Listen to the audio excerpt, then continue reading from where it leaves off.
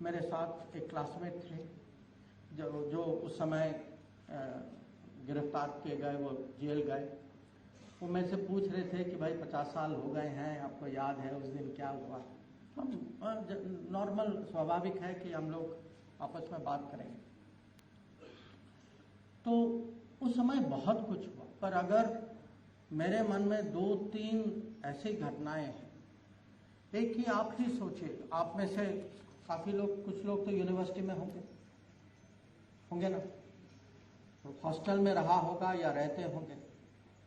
आप सोचिए कि एक रात को पूरे हॉस्टल को पुलिस ने घेर लिया और पुलिस जो है बंदूक के साथ हॉस्टल में आती है और कमरे कमरे में घुस के जांच करा के लोगों को ले जाती है। रात को क्यों? भय लगता है, और ये भय दिलवाने का एक किस्म से एक्सरसाइज था कि लोगों को दबा के रखो। तो आप समझिए कि आप 20, 22, 25 साल के हॉस्टल में सो रहे और अचानक दरवाजे पे, और जब पुलिस वाले खटखटाते ना, वो माने नॉर्मल नहीं होता। तो अब लोगों को बुलाया गया।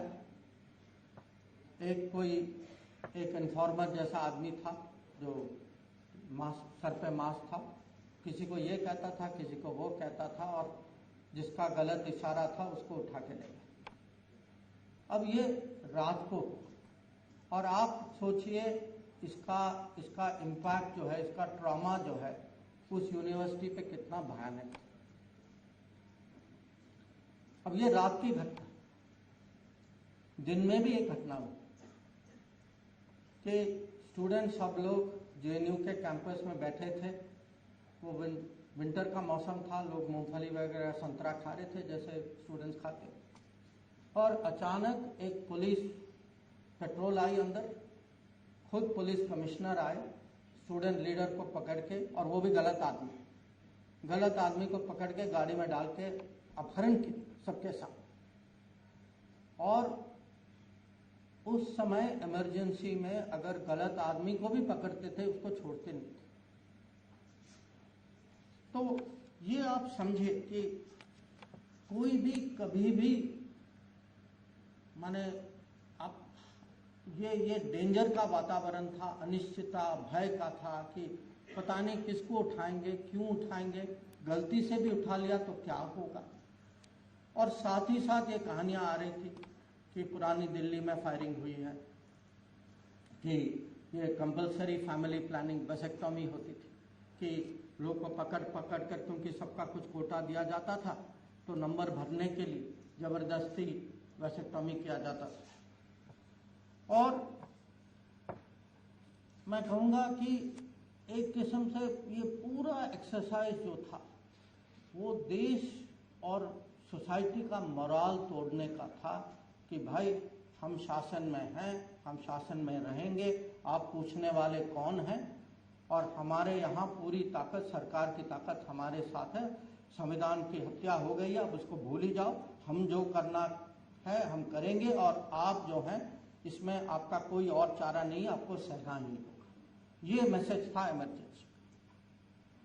और उसमें बहुत लोग जो हैं जो पॉलिटिक्स में भी नहीं थे, उन पे भी इम्पैक्ट हुआ।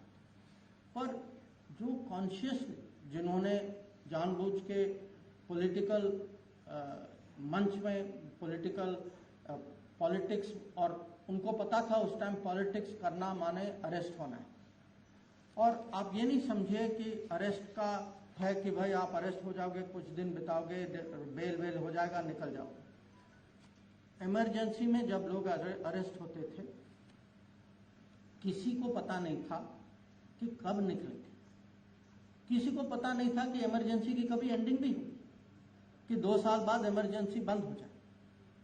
अब मान लीजिए जो अंदर जा रहा है उसको पता नहीं था कि एक दिन वो बाहर निकलेगा।